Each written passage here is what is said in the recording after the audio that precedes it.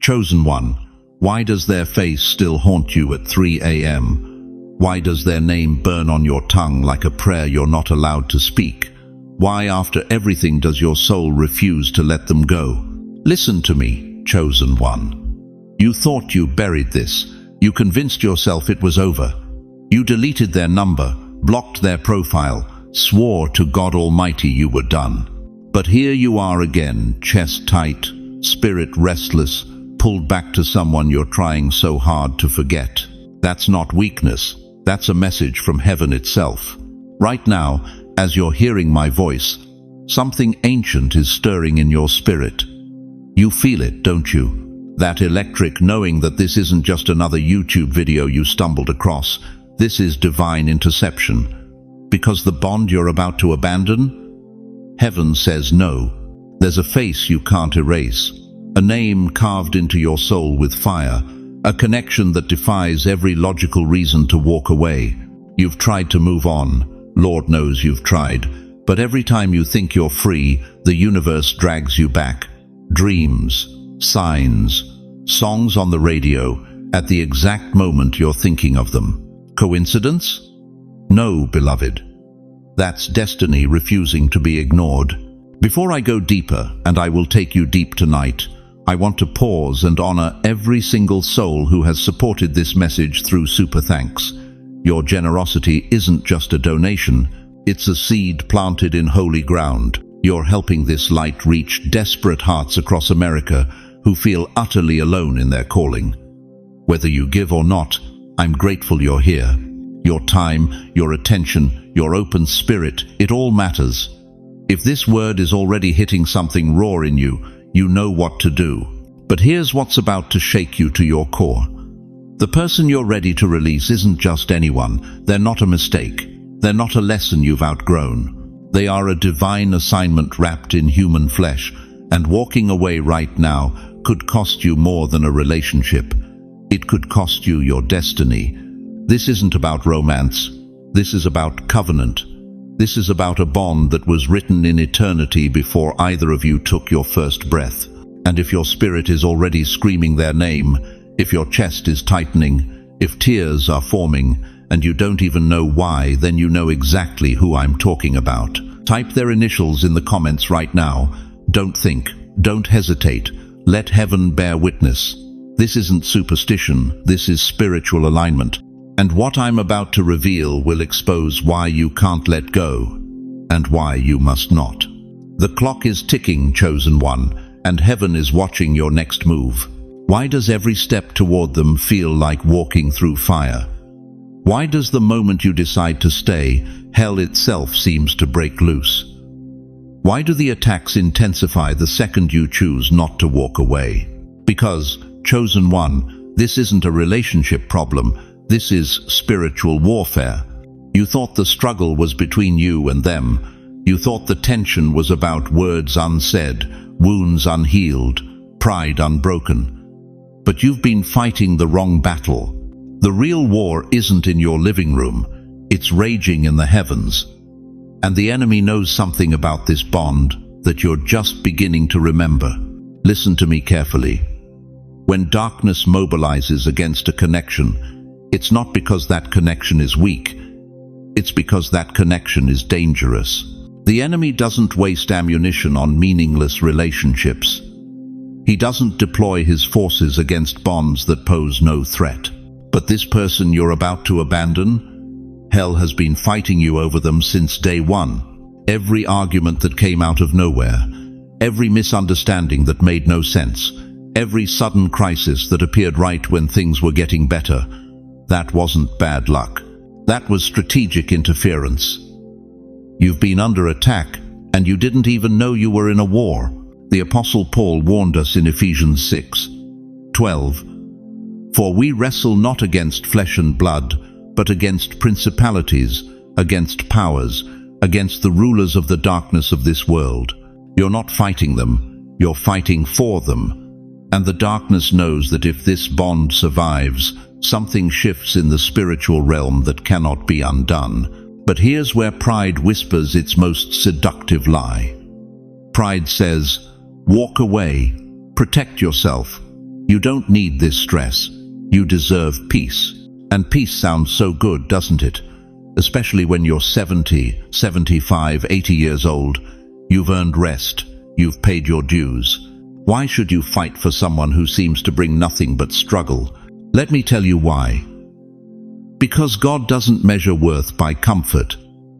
He measures it by covenant. And if He's asking you to hold this bond, it's not because it's easy, it's because it's eternal. You thought age meant closure. You thought grey hair meant it's over. You thought your season of fighting for love ended decades ago. But I'm here to tell you something that will shatter that lie. God doesn't retire His warriors. He reactivates them. Moses was 80 when he stood before Pharaoh. 80 years old, and God said, "Now you're ready." Not younger, not stronger, not more confident. Ready. Because the battles that matter most require the warriors who've been refined by fire. You are that warrior. And right now, the enemy is terrified. He's terrified because you carry something he can't touch: endurance. You've survived betrayals that would have destroyed younger souls. You've weathered losses that would have shattered weaker hearts. You know what it means to trust God when everything looks impossible. And that makes you the most dangerous kind of believer. This is why the warfare intensifies when you choose to stay. This is why obstacles appear the moment you commit. This is why everything in you screams to quit. Because the enemy knows that if you hold this bond through the fire, you don't just save a relationship, you shift a destiny. Job 1-8 records God saying to Satan, "Have you considered my servant Job?" God pointed Job out. Why? Because Job carried something rare: faith that couldn't be broken. And what happened? Hell unleashed everything it had. Boils, bankruptcy, death, devastation. But Job didn't break. And when the storm passed, God restored double what was lost. Your attacks are proof of your assignment. Your warfare is evidence of your worth. And every obstacle you face is heaven's way of saying, this bond matters more than you know. But you have to choose. Because pride is loud right now. Pride is telling you that leaving equals strength. That walking away proves you're not desperate. That cutting ties shows you respect yourself. But that's not strength, beloved. That's surrender disguised as dignity. Real strength is staying when everything in you wants to run. Real strength is fighting for a bond that looks broken because you see what's being built. Real strength is trusting God's timing over your exhaustion. And for those of you who think you're too old for this fight, let me remind you of something Scripture makes clear. They shall still bear fruit in old age. They shall be fresh and green. Psalm 92:14. Fresh and green, not withered, not finished, not irrelevant. God is still using you. God is still moving through you. And this battle you're in right now, it's proof that your assignment isn't over. The enemy wants you to believe that quitting is wisdom, that protecting your peace means walking away. But what if the peace you're craving is on the other side of the warfare? What if the breakthrough you've been praying for requires you to stand when everything says, sit down? This is the moment that defines you. Not the moment you fell in love. Not the moment you said yes. This moment when the pressure is crushing, when the attacks are relentless, when every fiber of your being wants to quit. This is when you discover what you're really made of. If you feel that warfare pressing on you right now, if you recognize that every obstacle has been a sign of something significant, write this in the comments. This battle proves my bond is real. Speak it into existence. Let heaven hear your declaration. Because when you acknowledge the warfare, you also acknowledge the worth of what you're fighting for. And here's what the enemy never counted on.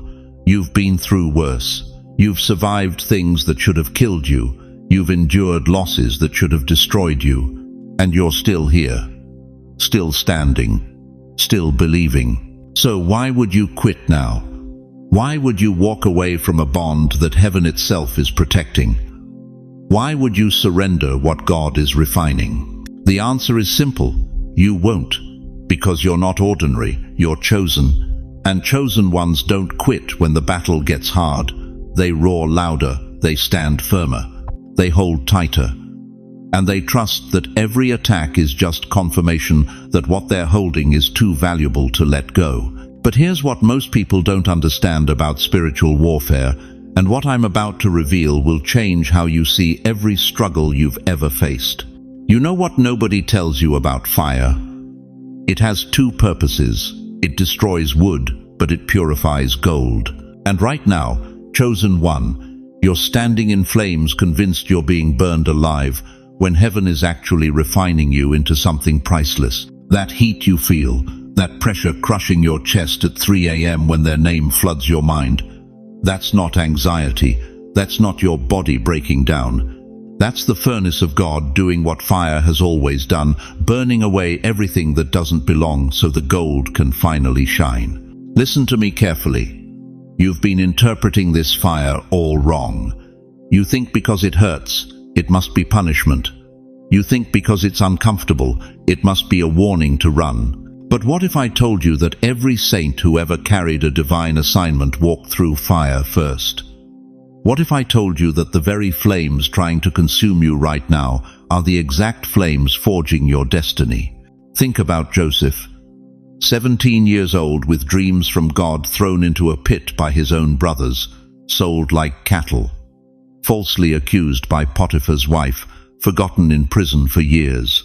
Can you imagine sitting in that dungeon, wondering if God made a mistake, wondering if those dreams were just the foolish fantasies of a boy who thought too highly of himself? But Genesis 50:20 tells us the ending. You intended to harm me, but God intended it for good to accomplish what is now being done, the saving of many lives. The pit wasn't punishment. The prison wasn't abandonment. It was preparation. Every year in that fire was forging the man who would save nations. You think you're in a pit right now. You think this relationship is your prison. No, beloved. This is your training ground. This is where God builds the character you'll need to carry the crown He's already prepared for you. Or take Moses, 80 years old when God called him from a burning bush. 80. He'd spent 40 years thinking he was somebody in Pharaoh's palace. Then 40 years in the wilderness, thinking he was nobody, tending sheep in the desert, forgotten by Egypt, unknown by Israel. But Exodus 3:2 says, "The angel of the Lord appeared to him in flames of fire from within a bush." Why fire? Because Moses needed to understand something. Sacred fire doesn't consume what God wants to keep. The bush burned but wasn't destroyed, and neither are you. That wilderness wasn't wasted time. Those 80 years weren't delay. They were divine design. Because the Moses who fled Egypt as a murderer couldn't have led Israel to freedom. But the Moses who learned humility in the fire, the Moses who spent decades in silence learning to hear God's voice above the noise, that Moses could stand before Pharaoh without trembling, that Moses could part seas. You've been in your wilderness, haven't you? Years of wondering why this bond won't release you.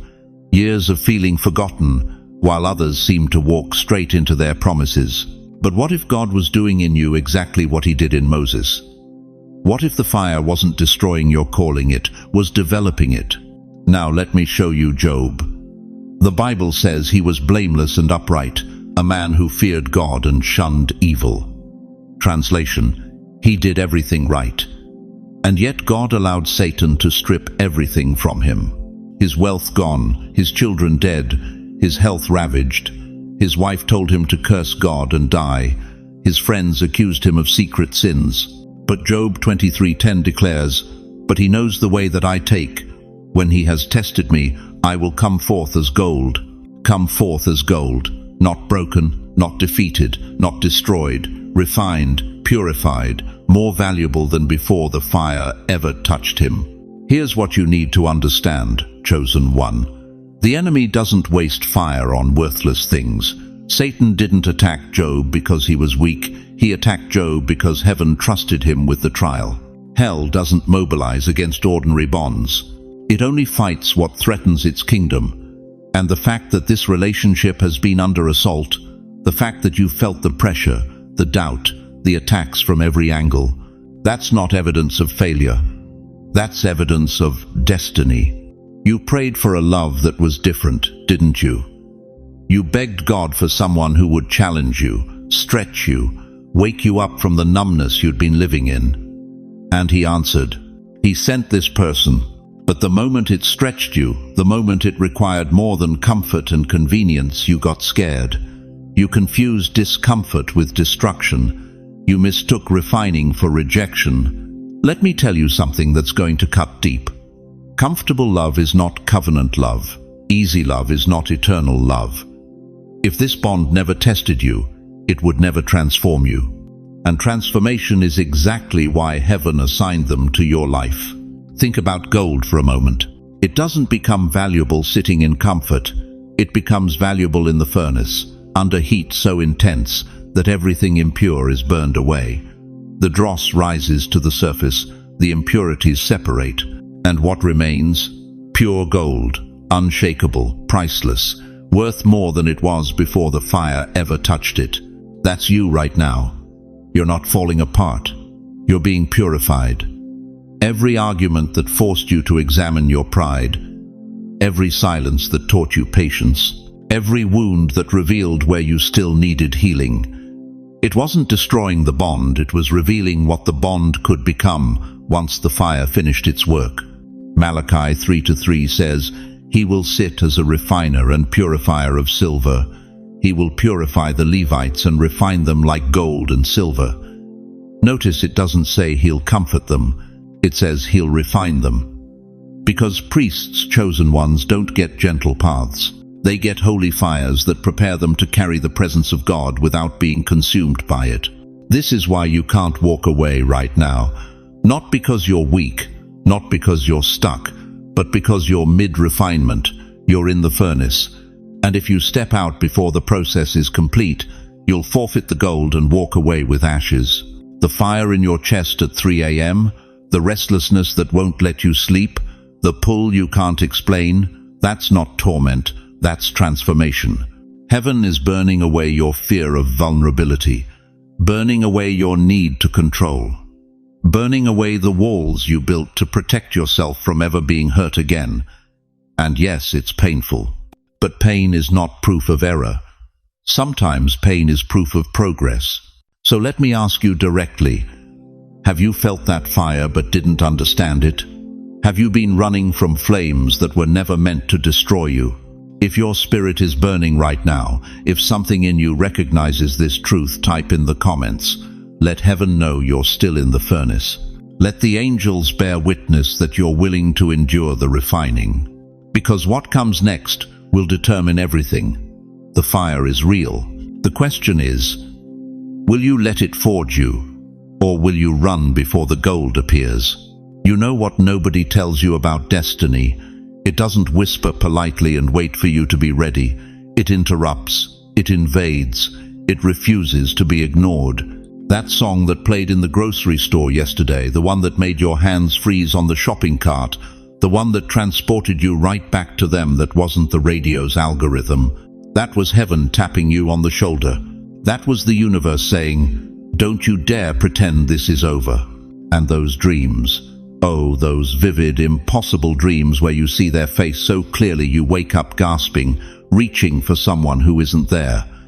You think that's your subconscious playing tricks? No, beloved. That's your soul receiving downloads from a realm beyond sleep. Dreams are God's preferred language when our waking minds are too stubborn to listen. Jeremiah 29:8 warns us, do not let the prophets and diviners among you deceive you. Do not listen to the dreams you encourage them to dream. But notice God doesn't say, ignore all dreams. He says, discern them, because some dreams come from fear, but other dreams, they come from the throne room itself, rewriting decisions you were about to make in foolishness. Let me ask you something that's going to cut deep. Why does their name show up everywhere? On license plates, in conversations you weren't part of, in the closing credits of a movie you're watching alone at midnight. Why do memories arrive at the exact wrong moment, or is it the exact right moment? Right when you're about to delete their contact forever, suddenly your phone lights up with a message from someone else mentioning their name. Coincidence? There's no such thing as coincidence in the kingdom. You feel them even in silence. That's the part that drives you crazy, isn't it? You can be sitting in your living room, 73 years old, surrounded by decades of other memories, other people, other stories, and still, without warning, the air shifts. Your chest tightens. And you just know they're thinking of you too. That's not nostalgia. That's spiritual entanglement. That's two souls tied by something the natural world can't measure. Science can't explain it. Psychology calls it obsession. But the Bible has another word for it: covenant. 1 Samuel 18:1 says, "The soul of Jonathan was knit to the soul of David, and Jonathan loved him as his own soul." Knit, not casually connected, not temporarily attracted. Knit, woven together by divine hands. Some bonds aren't made on earth, they're assigned from heaven. And when heaven knits two souls together, hell itself can't unravel them. This is why you can't move on like other people do. This is why you can't just get over it the way your friends suggest. Because ordinary souls get ordinary loves, loves that fade, loves that expire, loves that can be replaced by the next person who shows interest. But you, chosen one, you were entrusted with a bond that eternity refuses to erase. You weren't given a casual connection. You were given a covenant wrapped in flesh. And covenants don't dissolve just because they get difficult. They don't vanish just because pride gets wounded. They don't disappear just because the road gets rocky. Now here's where it gets shocking.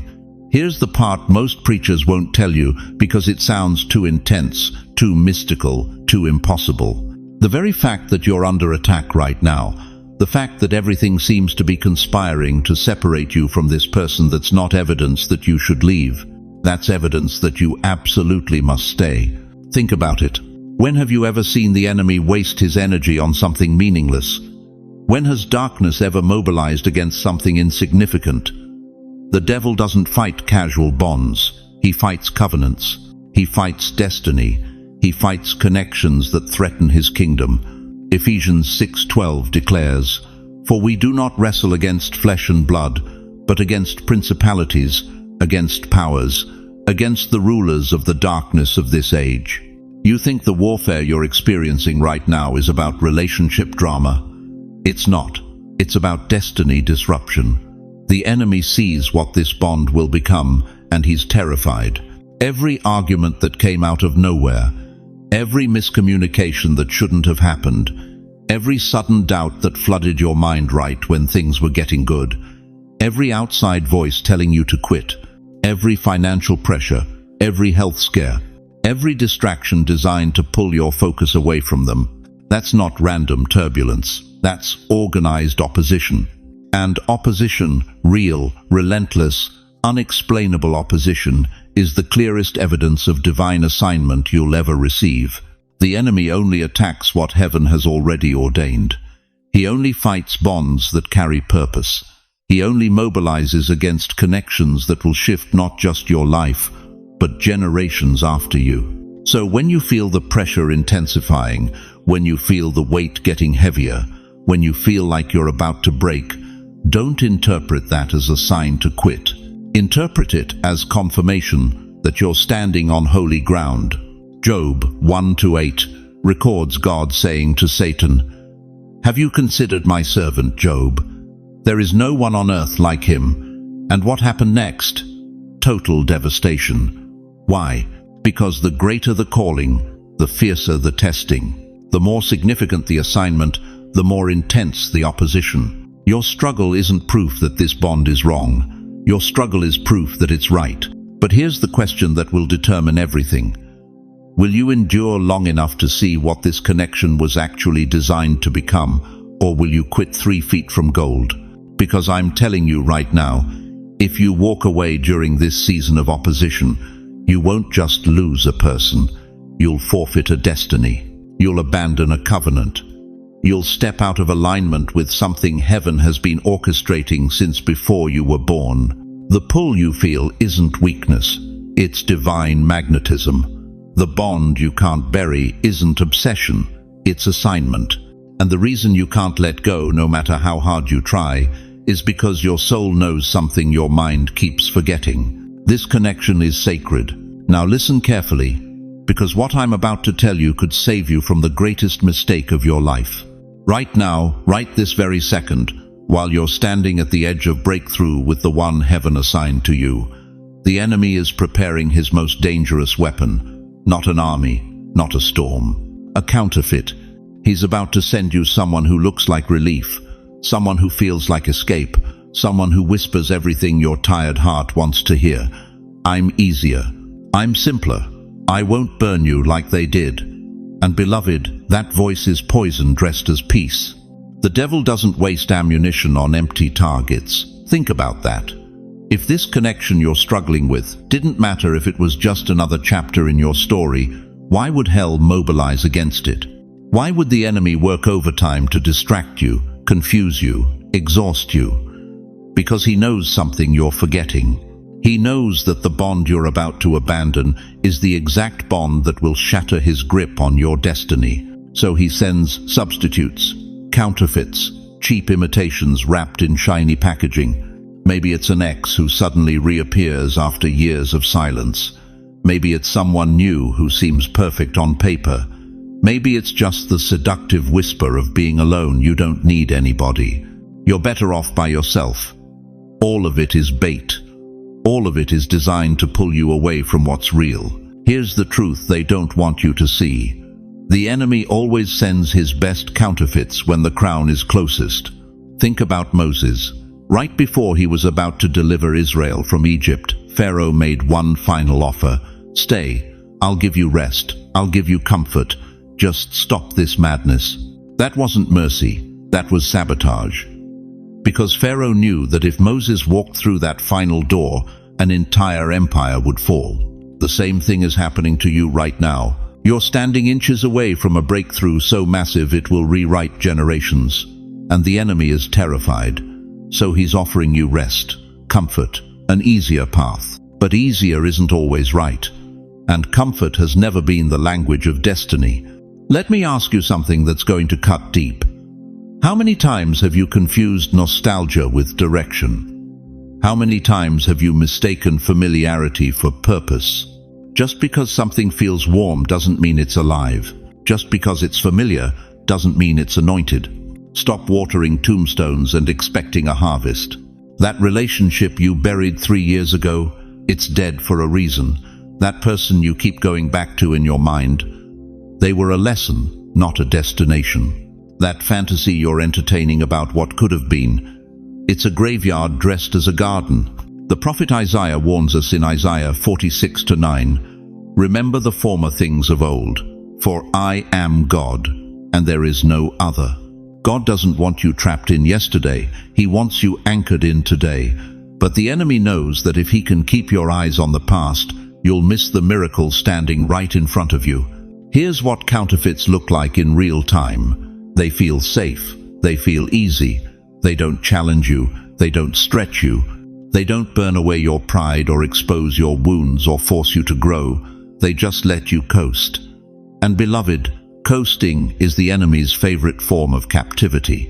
Real love, the kind heaven writes, doesn't coddle you. It confronts you. It doesn't leave you comfortable. It leaves you transformed. That's why this connection you're fighting so hard feels so intense. Because it's real. It's not a substitute. It's the original. And the original always costs more. Think about Jacob and Rachel. Genesis 29 tells us Jacob worked 7 years to marry Rachel. 7 years. But the Bible says those years seemed like only a few days to him because of his love for her. That's not obsession. That's covenant. That's a man who knew the difference between what was easy and what was eternal. But here's the twist. On his wedding night, Jacob's father-in-law switched Rachel for her sister Leah, a counterfeit, a substitute. And Jacob didn't realize it until morning. He woke up next to the wrong person because he couldn't see clearly in the darkness. Are you listening?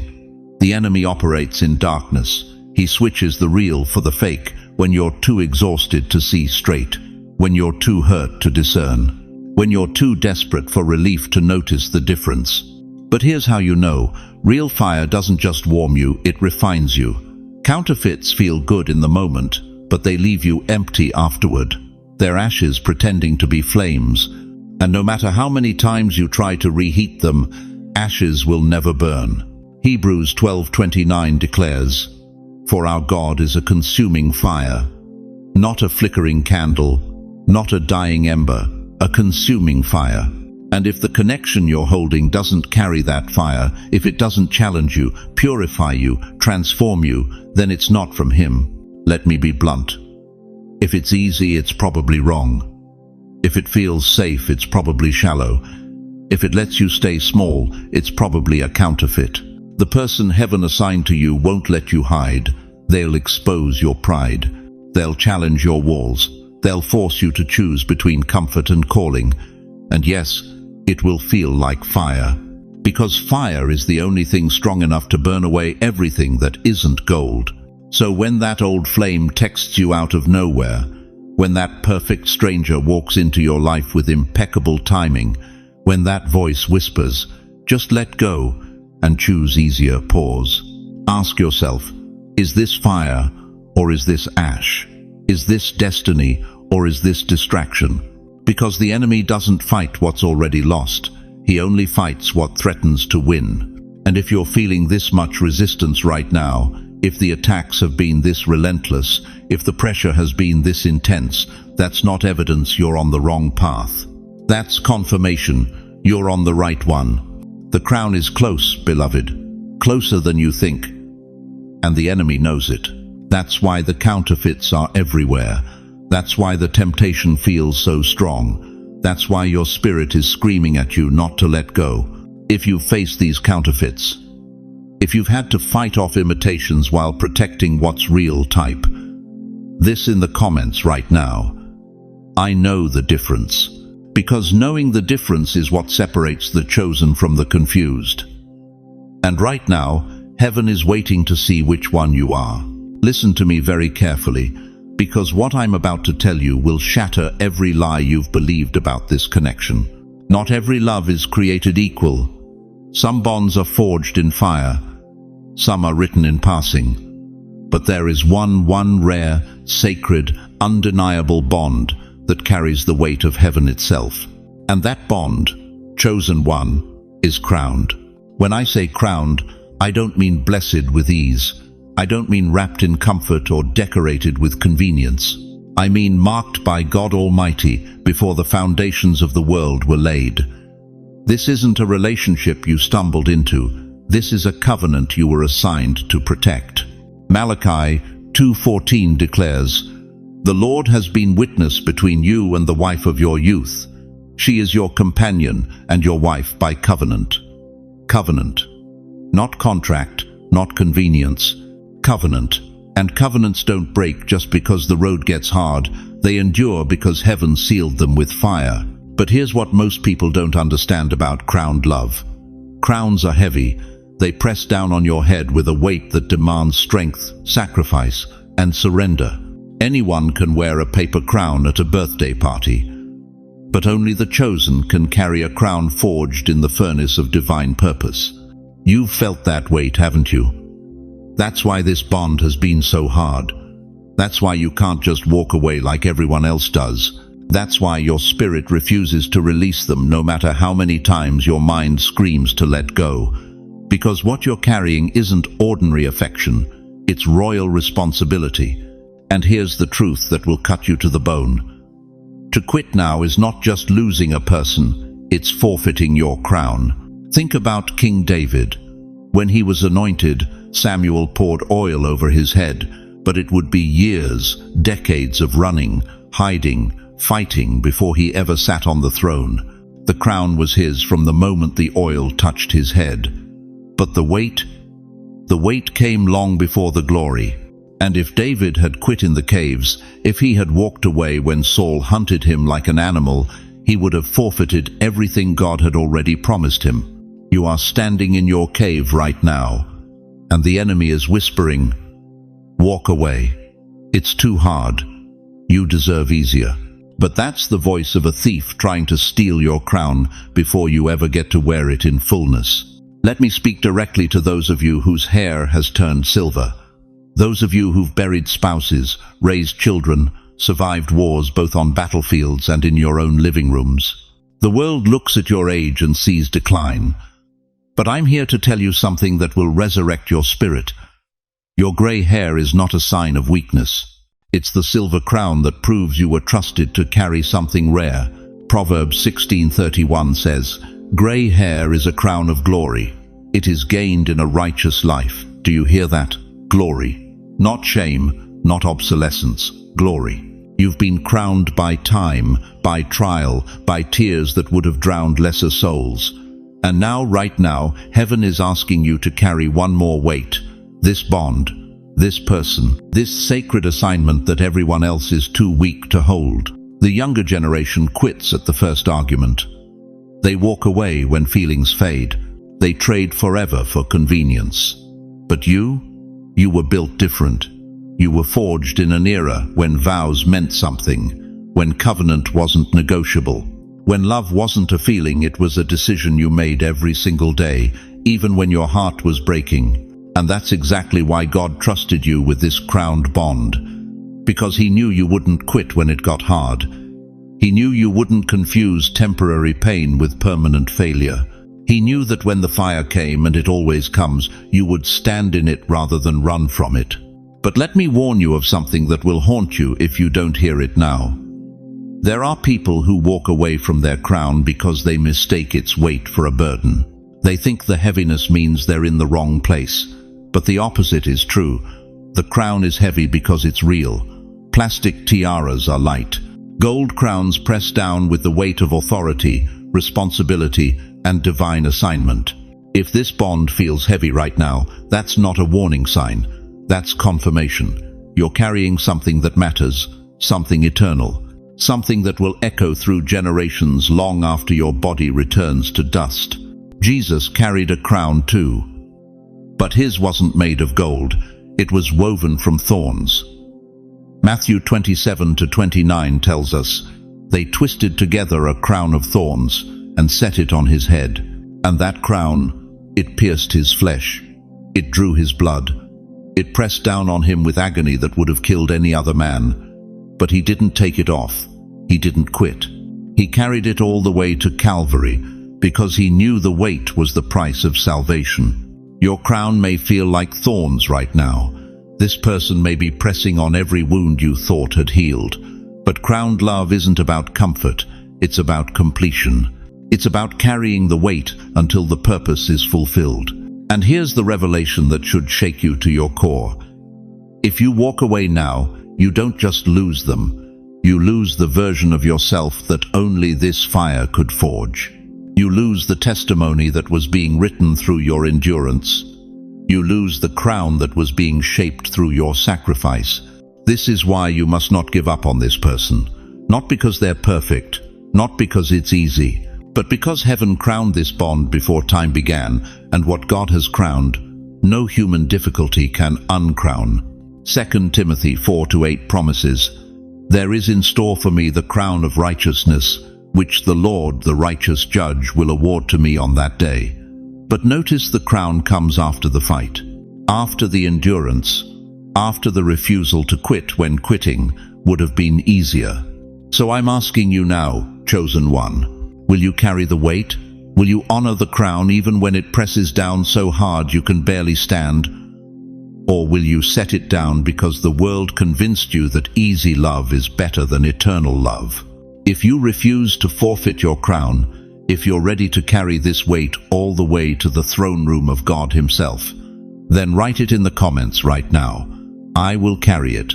Because what you do in this moment will determine whether you walk into your destiny crowned, or whether you spend the rest of your life wondering what could have been if you had just held on a little longer. You want to know why you can't shake them? Why their name echoes in your spirit like a song you never learned, but somehow already know. Let me tell you something that will crack open everything you thought you understood about this connection. Before your grandmother rocked you to sleep, before your mother whispered your name for the first time, Before you took your first breath in a Brooklyn hospital or a farmhouse in Iowa, this person was already written into your story. Not penciled in, not suggested, written, in ink that doesn't fade, in a language older than time itself.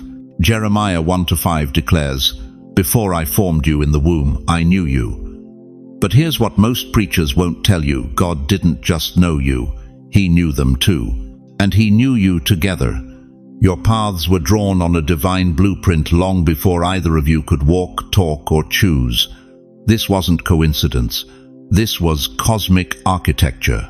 Think about it, chosen one. You've lived 70, 80, maybe 90 years on this earth. You've met thousands of faces, shaken countless hands, shared meals, conversations, even decades, with people who eventually faded from your memory like morning fog. But this one person, their face is carved into your mind with such precision that you see it when you close your eyes. You hear their voice in crowded rooms. You feel their absence like a missing limb. That's not obsession, that's recognition. Your soul remembering what your mind forgot. Heaven keeps a vault, beloved, a sacred archive where every divine covenant is sealed before it ever touches earth. And somewhere in that vault, there's a scroll with your name on it, next to theirs, bound together by something far more powerful than attraction, chemistry, or even love as the world defines it. You were stitched into each other's fabric by the hand of the Almighty Himself. This is why walking away feels like tearing your own skin. Because you're not just leaving a person, you're ripping apart a blueprint that predates your birth. But here's where it gets heavy. Here's where the weight you've been carrying finally makes sense. You thought this connection was supposed to be easy. You thought if it was meant to be, it wouldn't hurt this much. But no one ever told you that divine assignments come wrapped in fire. No one warned you that sacred bonds require sacred endurance. Moses didn't stroll casually into his calling. He stood before a burning bush that refused to be extinguished. Abraham didn't receive Isaac without decades of barren waiting. David didn't walk into the palace. He ran through caves, hunted like an animal, while carrying the anointing of a king. The greater the blueprint, the heavier the burden. And you, dear soul, you've been carrying this weight for years, maybe decades. The weight of knowing something is unfinished. The weight of feeling pulled toward someone even when logic screams to run. The weight of a bond that won't break, no matter how many times you've tried to sever it. Your wrinkles are proof you've walked long enough to see what was written before time. Every line on your face tells a story of endurance. Every gray hair is a crown earned through battles most people will never understand. You didn't get this old by accident. You got this old because heaven needed you to survive long enough to recognize the blueprint when it was finally revealed. And it's being revealed right now. Why does their face linger in your spirit, no matter how many seasons pass? Because eternity stitched them into your fabric. You can't unsee them, because they were never meant to be forgotten. You can't unhear their voice, because it was designed to resonate at the exact frequency of your soul. You can't walk away because the divine architect didn't give you an eraser, only a pen to finish what he started. Ecclesiastes 3:11 says, God has made everything beautiful in its time. He has also set eternity in the human heart. Eternity. Not just hope, not just longing, eternity. A reality so vast, so permanent, that it refuses to be confined by the limits of this temporary world. And that eternity, it's what you feel when you think of them. But let me ask you something that's going to shake you. What if you've been running from the very thing you were born to protect? What if every time you tried to walk away, you weren't escaping pain, you were abandoning purpose? What if the reason this bond feels so impossible is because it was never meant to be possible without divine intervention? You see, blueprints don't change. Architects don't rewrite their plans halfway through construction. And the God who knit you together in your mother's womb didn't make a mistake when He wove this person into your destiny. He knew the tears, He knew the trials, He knew the fire. And He decided you were strong enough to carry it anyway. This is why you're still standing. This is why, after everything, you haven't been able to fully let go. Because your spirit knows something your mind keeps trying to deny. This isn't finished. The blueprint isn't complete. And walking away now would be like leaving a cathedral half-built, a masterpiece half-painted, a symphony cut off in the middle of its crescendo. If you feel that blueprint tugging at your soul right now, if something deep inside you is screaming, "Yes, this is real," then don't ignore it. Write in the comments, "It was written." Let heaven bear witness to what your spirit already knows.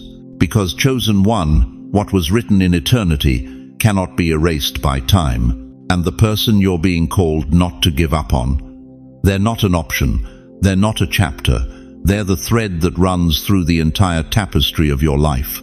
But here's the question that will determine everything. Will you honor the blueprint, or will you tear it up and spend your final years wondering what could have been? You know what nobody tells you about chosen bonds? They don't die loud, they die quiet. So quiet you think they're already gone. Some of you have been walking through decades of silence, 20 years, 30 years, maybe more. You thought heaven forgot. You thought that person moved on. You convinced yourself the connection was just youthful foolishness, that time had buried what once burned so bright. But here's the truth that's going to wreck you tonight. That bond never died. It went underground. And what goes underground doesn't decay, beloved. It germinates. Listen to me carefully. The silence you've been drowning in wasn't God's rejection. It was His strategy. You thought you were being punished with distance when you were actually being prepared in secret. Because some assignments are too powerful to birth in public. Some destinies require the crushing darkness of soil before they can break through into light. Think about Joseph. Genesis chapter 39 through 41. This man had dreams straight from heaven's throne room. Dreams of rulership, of authority, of a future so magnificent it made his brothers burn with jealousy. But what happened after those dreams? Prison. 2 full years of absolute silence. Forgotten by the cupbearer. Abandoned by everyone who promised to remember him. Can you imagine? 2 years in a dungeon, wondering if God had lied. 2 years of watching the same stone walls, feeling the same chains, whispering the same question, "Did I hear you wrong?" But here's what Joseph couldn't see from that prison cell. God wasn't ignoring him. God was positioning him. Every day of silence was a day of preparation. Every night of loneliness was teaching him the character he'd need to run an empire. The silence wasn't the absence of God's plan. It was the activation of it. How many of you right now are sitting in your own prison? You're not behind literal bars, but you're trapped in the silence of a bond that used to speak volumes. That person you can't forget. They're not calling. They're not reaching out. The years keep passing and the silence keeps screaming. And you've started to believe the worst, that maybe this connection was all in your head, that maybe you were never meant to matter to them at all. Stop. Right there. That is a lie from hell itself. Or consider Anna the prophetess. Luke chapter 2 verse 36. 84 years old. A widow who'd lost her husband after only 7 years of marriage. She spent the next 77 years in the temple. 77 years of prayer, fasting, and waiting for something she couldn't even fully name. Most people would call that a wasted life. Most would say she was delusional, chasing a promise that would never come. But then one ordinary morning, a young couple walked through those temple doors carrying a baby. And Anna, this elderly woman everyone had written off, became one of the first voices to proclaim the Messiah to Jerusalem. 77 years of silence exploded into the most important announcement in human history. The silence wasn't punishment. It was preparation for her finest hour. You've been measuring your connection by noise, by phone calls and text messages and visible proof that you still matter. But that's not how heaven measures bonds that carry destiny. Divine assignments don't announce themselves with fanfare. They incubate in secret. They grow in darkness. They strengthen in silence until the appointed time when they burst forth with such force that no human explanation can contain them. Here's what you need to understand about soil. Nothing grows on the surface. Everything of value, every tree, every harvest, every flower that takes your breath away, it all starts buried, hidden, invisible. The seed doesn't know it's germinating. It only knows darkness and pressure and waiting. But underneath, in that crushing silence, roots are spreading. Life is building. Destiny is forming. Your silence has been soil, and soil is never empty. It's full of potential you can't see yet. But I know what some of you are thinking. How long? How much longer do I have to wait? I'm 70 years old. I'm 80. I don't have decades left to waste on someone who might never come back. Beloved, that's fear talking. That's the enemy trying to convince you that God's timing expired when your youth did.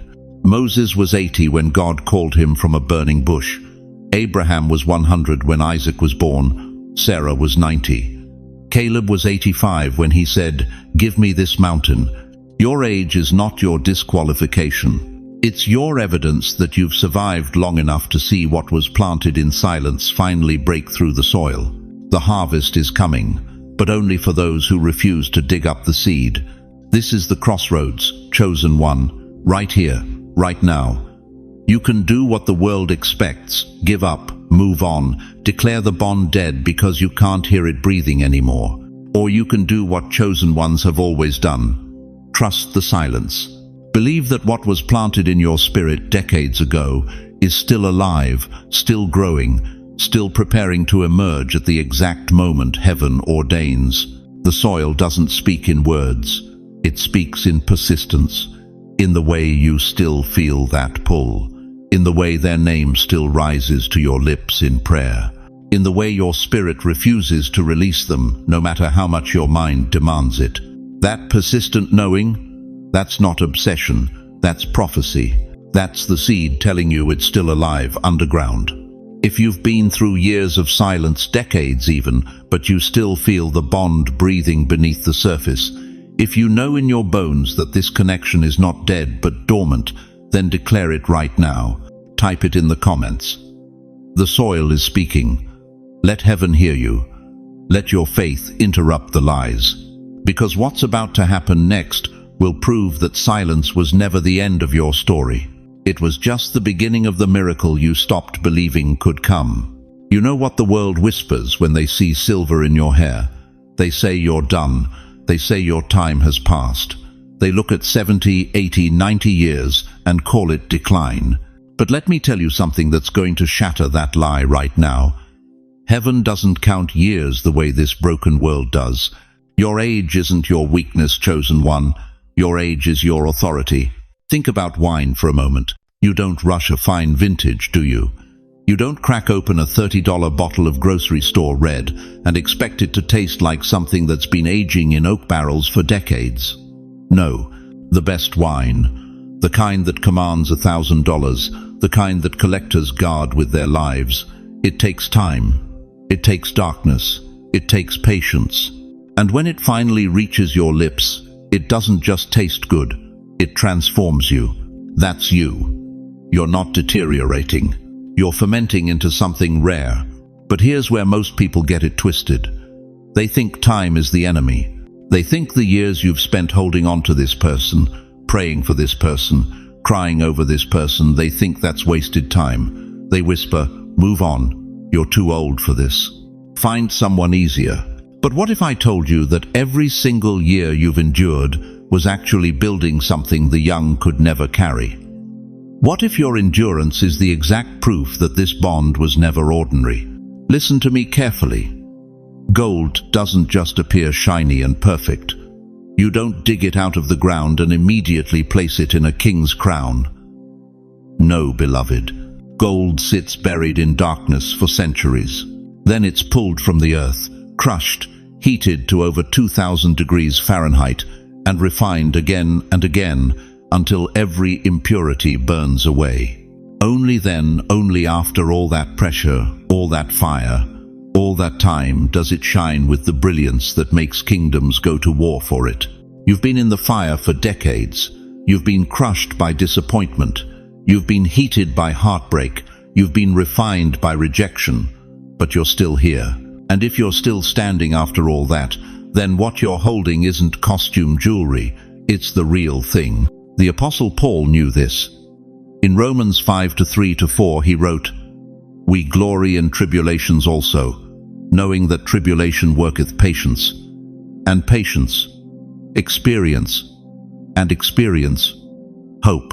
You see that? Tribulation isn't the end of your story, it's the beginning of your authority. Every trial you've survived with this person still in your heart, every storm you've weathered without letting go, that's not foolishness, that's biblical endurance. That's the kind of hope that cannot be manufactured by the young and naive. So let me ask you something that might cut deep. If this bond still burns after years of silence, after arguments that should have killed it, after distances that should have erased it, how dare you call it ordinary? How dare you treat it like something disposable? You've been carrying this person through valleys that would have crushed weaker souls. You've been holding this connection through nights when loneliness screamed at you to find someone easier, someone closer, someone who doesn't require so much faith. But you didn't. You held on. And that endurance? That's not weakness. That's the fingerprint of heaven on your life. Here's what the enemy doesn't want you to understand. He knows that bonds tested by time carry eternal weight. He knows that love forged in fire becomes unbreakable. That's why he's been whispering the same lie in your ear for years. It's too late. You're too old. You missed your chance. But those are the words of a defeated enemy desperate to stop what God is about to finish. Moses was 80 when God called him to split seas. Abraham was 100 when Isaac was born. Sarah was 90 when she laughed at impossibility and then birthed it. Caleb was 85 when he declared, "Give me this mountain." These weren't people in their prime by the world's standards, but heaven doesn't measure strength by age. Heaven measures strength by faithfulness. And you, dear saint, you have been faithful, even when it hurt, even when it made no sense, even when everyone around you said to quit, you held on. That faithfulness is about to be vindicated. But I need you to see something that might shock you. Your waiting wasn't punishment, it was preservation. God wasn't making you suffer through these years. He was protecting something so valuable, so rare, so powerful that it required time to mature. Just like that wine, just like that gold. You weren't being forgotten. You were being refined into someone capable of carrying what's about to be released.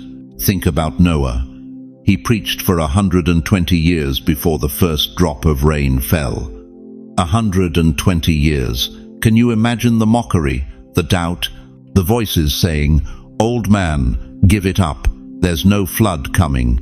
But when the waters rose, only Noah was ready. His endurance saved not just himself, but generations. Your endurance right now is saving something bigger than you realize. This isn't just about one relationship. This is about your legacy. This is about proving to everyone watching your life that faith doesn't retire at 70, that love doesn't expire at 80, that destiny doesn't have an age limit. If this bond still burns, if after everything you still feel that pull, that knowing, that undeniable gravity toward this person, then it survived the greatest test any connection can face. It survived time itself. What survived the test of time carries eternal weight. So I'm asking you right now, not tomorrow, not next week, right now. Are you going to let the world's calendar dictate your destiny? Are you going to surrender to the lie that you're too old for divine assignments?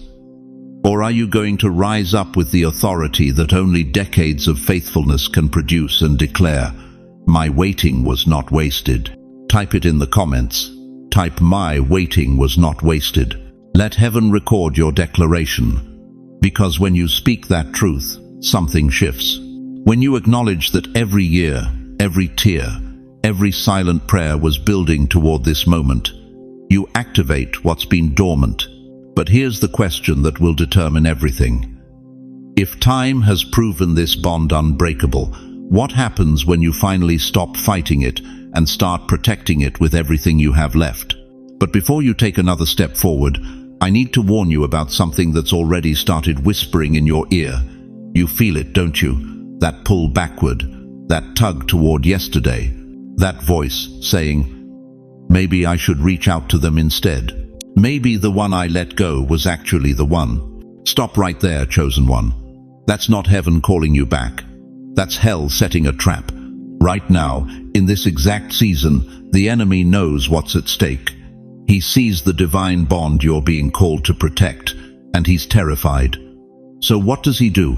He sends distractions dressed as destiny. He resurrects old names. He replays old memories. He makes yesterday look shinier than today, because he knows if he can get you looking backward, you'll miss what's standing right in front of you. This is the mirage in the desert. You're dying of thirst, desperate for real water, and suddenly you see it shimmering on the horizon. It looks like relief. It looks like rescue. But the closer you get, the more it vanishes into nothing. That's what nostalgia does. It promises you something that never existed in the first place. Let me ask you something that's going to sting. How many hours have you wasted this week thinking about someone from 10 years ago? How many nights have you laid in bed replaying conversations with an ex who's already moved on? How many times have you scrolled through old photos, torturing yourself with what could have been? And while you were doing that, the person heaven assigned to you today, the one you're supposed to be holding on to right now, was standing there waiting, ignored, overlooked, taken for granted, because you were too busy digging up graves. The Bible says it plainly in Luke 9:62. No one who puts a hand to the plow and looks back is fit for service in the kingdom of God. You cannot move forward while staring backward. You cannot build a future while mourning a past that was never meant to last. But here's what breaks my heart about this generation. So many of you, especially those of you with silver in your hair and decades behind you, you've convinced yourselves that your best love is in your rearview mirror.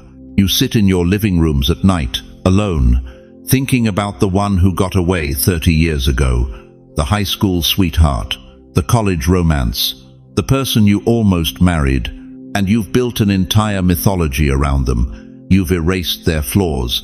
You've forgotten why it ended. You've turned a regular human being into a legend.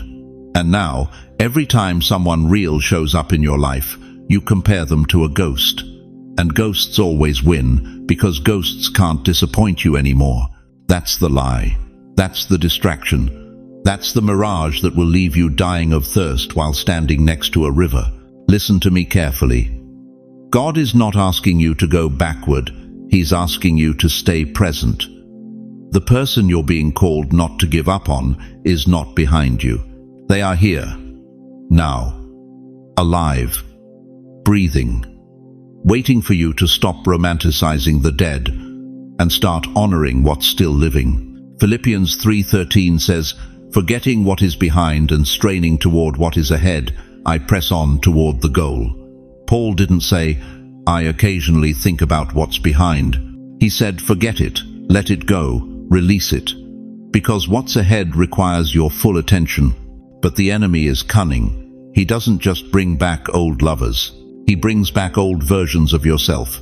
He makes you remember who you were at 25, at 35, at 45, and he whispers, "You'll never be that person again. You'll never feel that way again. You've missed your chance."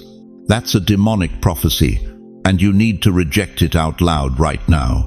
You are not too old for divine love. You are not too broken for sacred bonds. You are not too tired for the connection heaven wrote for you. Your wrinkles are not disqualifications. Your scars are not rejections. Your age is not an expiration date. Don't look back. Don't look down. Look at what's alive in front of you. I'll say it again because some of you didn't hear me the first time. Don't look back. Don't look down. Look at what's alive in front of you. One more time for the ones in the back who are still staring at ghosts. Don't look back. Don't look down. Look at what's alive in front of you. You want to know the real tragedy. It's not that you lost someone in the past. It's that you're about to lose someone in the present because you refuse to let the past die. You're so busy mourning what's gone that you're killing what's here. And when this person finally walks away, when they get tired of competing with memories, when they realize you're not fully present because half of you is still living in 1987, you're going to regret it. And by then, it will be too late. Heaven is not asking you to erase your history. Heaven is asking you to stop worshipping it. There's a difference between honoring your past and being held hostage by it. One gives you wisdom, the other steals your future. So here's your choice, and you need to make it right now while the fire is still burning. Are you going to keep digging up graves, or are you going to water the garden standing in front of you? Are you going to keep chasing mirages, or are you going to drink from the well that's real? Are you going to keep looking back like Lot's wife and turn into salt, or are you going to press forward like Paul and claim the prize? Because I promise you this, don't dig up graves when heaven is offering you gardens. The past is a cemetery. Beautiful, yes. Full of memories, yes. But nothing there is alive, and you cannot build a future in a graveyard. You were not called to be a mourner. You were called to be a gardener. And gardens require presence, attention, and faith that what you plant today will bloom tomorrow. If you're ready to stop letting ghosts steal your destiny, if you're ready to release the past and protect the present, if you're ready to choose life over nostalgia, then declare it right now. Type it in the comments. I choose gardens, not graves. Say it out loud where you're sitting. Let the walls hear you. Let heaven record it. Let hell tremble at your decision, because what you're about to step into requires all of you. Not the fractured version still living in yesterday. The whole you, the present you, the you that's brave enough to love what's real instead of what's gone. And if you can do that, if you can turn your face forward and refuse the distractions, then you're about to discover something that will redefine everything you thought you knew about love, destiny, and the bond you almost abandoned. You know what nobody tells you about being chosen? They don't tell you about the weight. They don't tell you that destiny doesn't arrive wrapped in silk and comfort. It arrives heavy, crushing, so unbearable some nights you wonder if you'll survive carrying it one more day. That's the crown, beloved. And right now, you're wearing it. This person you're thinking about, the one whose name keeps circling your mind like a vulture over prey, they're not just anyone. They are the weight you were chosen to carry. And I know it feels impossible. I know your knees are buckling. I know you've cried out to God more times than you can count, begging Him to take this burden away. But He won't, because you were built for this exact load. Listen to what Scripture tells us in 1 Corinthians 10:13. No temptation has overtaken you except what is common to mankind. And God is faithful. He will not let you be tempted beyond what you can bear. Do you hear that? God doesn't give you what you can handle. He gives you what will force you to discover how strong you really are. That relationship that's breaking you, that bond that's testing every ounce of patience you have left, that's not punishment, that's divine training. You were chosen to carry weight others could not. And that weight has a name, it has a face, it has a heartbeat that somehow syncs with yours even when you're miles apart. But here's what will devastate you if you don't hear me clearly. If you give up now, if you walk away because the crown feels too heavy, you don't just lose a person. You drop the crown of destiny itself. You forfeit the very thing heaven spent 70, 80, 90 years preparing you to wear. Every tear you cried, that was the crown being forged. Every battle you survived, that was the crown being shaped. Every betrayal, every loss, every night you thought you couldn't go on, that was the crown being polished in the fires of your faithfulness. And now, right now, when it's finally ready to be placed on your head, you want to drop it because it's heavy? Let me tell you something about crowns that will shake you. In the ancient world, real crowns weren't light. They weren't decorative. King Solomon's crown weighed nearly 8 pounds of pure gold. 8 pounds pressing down on your skull, hour after hour, day after day. That's over 3.5 kilograms for those who measure differently. But either way, it's weight. Real weight. The kind that gives you headaches. The kind that makes your neck ache.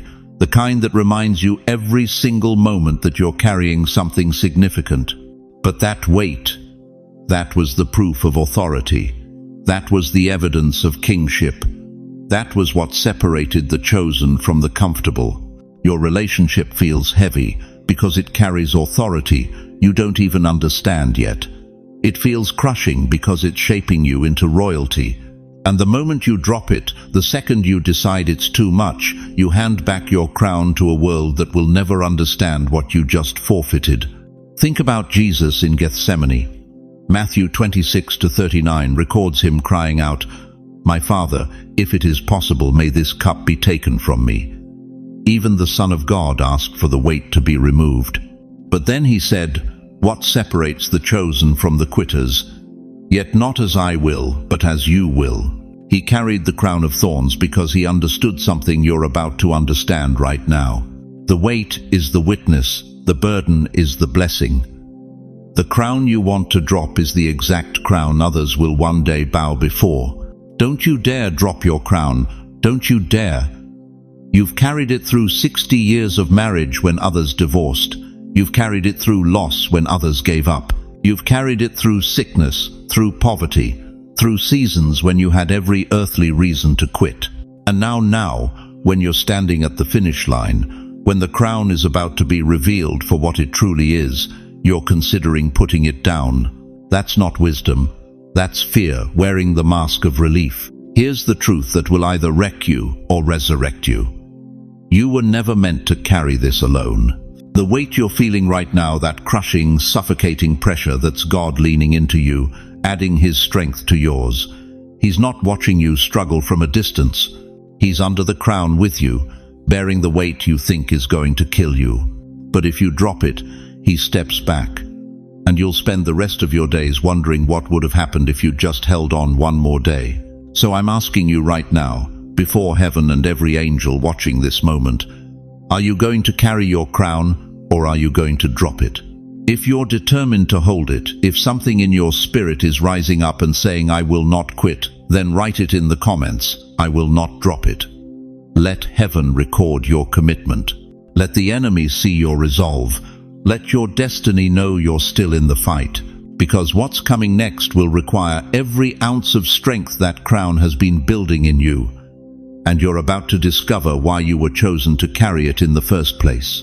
Beloved chosen one, as we come to the close of this sacred moment together, I need you to hold 3 eternal truths in your heart, like precious jewels that can never be stolen. First, the person you're fighting for, the one whose name keeps echoing in your spirit, they are not a distraction from your destiny. They are your destiny. This bond was written before time began, and heaven will not let you walk away without a fight. Second, the weight you're carrying isn't punishment, it's preparation. Every tear, every sleepless night, every moment you wanted to quit but didn't, that was the crown of your calling being forged in the fires of faithfulness. You are not breaking under this weight. You are being made into royalty. And third, you are not and have never been alone in this battle. Right now, as you hear my voice, the God who parted the Red Sea, who raised the dead, who turned water into wine, is standing with you. His hand is on your shoulder. His strength is holding you up. And he is whispering, "Don't you dare give up now. We're almost there." But beyond God's presence, you have something equally powerful, a community. Right here, right now, in this digital sanctuary, there are thousands of hearts beating in sync with yours. Souls who understand your struggle because they're walking the same narrow road. You are surrounded by brothers and sisters who will pray with you, stand with you, and remind you that your crown is worth carrying. We are here. We see you. We will not let you fall. Now, before I release you back into the world, let me ask you one final question, and I want you to answer it honestly, in the silence of your own heart. When you stand before the throne of God someday, when he asks you, "What did you do with the love I entrusted to you?" What will you say? Will you tell him you gave up because it was hard? Or will you tell him you carried the crown all the way home? Close your eyes with me right now. Wherever you are in your living room, your bedroom, your car, just close your eyes and let me pray over you with the authority of someone who has watched God move mountains for 70 years. Heavenly Father, I come before you right now, lifting up every precious soul who has stayed with me through this message. Lord, you see them, you know their names. You've counted every tear they've cried over this relationship. You've heard every desperate prayer they've whispered at 3 a.m. when they thought no one was listening. Father, place your mighty hand on their shoulder right now. Let them feel your presence like a warm blanket on a cold night. Let them know beyond any shadow of doubt that you have not brought them this far to abandon them now. God, give them supernatural strength to carry the crown you've placed on their head. Give them wisdom to see past the pain and recognize the purpose. Give them courage to hold on when everything in them wants to let go. And Lord, if this bond is truly from you, then move heaven and earth to protect it. Silence every voice of doubt. Destroy every weapon of division. And let love, real, covenant, unshakable love, win. But Father, if there are those listening who are holding on to something you've already released, give them the grace to surrender. Don't let them mistake nostalgia for destiny. Show them clearly, tenderly, unmistakably what is yours and what is simply their own will. Bless their finances, Lord. Bless their health. Bless their families. Open doors that no man can shut. Close doors that lead to destruction. Surround them with people who will speak truth, not just comfort. And let them walk out of this moment knowing that they are loved, they are chosen, and they are not alone. In the mighty name of Jesus, who wore a crown of thorns so they could wear a crown of glory, I seal this prayer. Amen. Now, beloved, I want to hear from you. Don't just watch this message and disappear into the night. Drop a comment below and tell us, what did God speak to your heart today? What shifted in your spirit? Are you holding on, or are you letting go? Your testimony might be exactly what someone else needs to hear to keep fighting. And if you know someone, a friend, a family member, someone in your church who's on the verge of giving up on a relationship that God has blessed, share this video with them. You might be the divine interruption that saves their destiny. You might be the angel heaven sent to remind them they're not alone. If this message touched your soul, if it gave you hope when you had none left, if it reminded you that your crown is worth carrying, then do me one favor. Hit that subscribe button and turn on notifications. Every single week, we gather here as a family of chosen ones, encouraging each other, praying for each other, and reminding each other that God is not done writing our stories. Thank you for staying with me through this entire journey. Thank you for opening your heart. Thank you for trusting me with your pain. Your presence here matters more than you know. Now go, chosen one. Go and hold your crown high. Go and fight for what heaven has entrusted to you. Go knowing that you are not alone, you are not forgotten, and you are absolutely, undeniably loved. Until we meet again, may the Lord bless you and keep you. May his face shine upon you and give you peace. And may you never, ever forget, you were born to wear a crown. Don't you dare drop it.